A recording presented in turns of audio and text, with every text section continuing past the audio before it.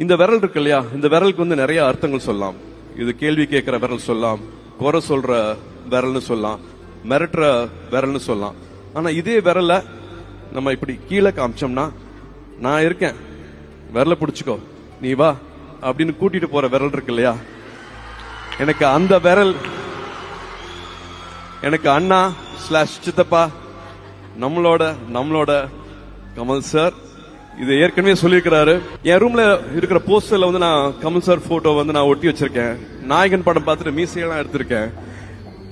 அந்த போஸ்டரை ஒட்டிட்டு எங்களுக்கு நடுவுல இப்படி ஒரு உறவு கிடைக்கும், இப்படி ஒரு பயணம் கிடைக்கும் அப்படின்னு நான் நினைச்சு பார்த்ததே கிடையாது. ரசிகர் மன்றங்களா இருந்ததை வந்து நற்பணி மன்றமா மாத்துறது வந்து அவர்தான்.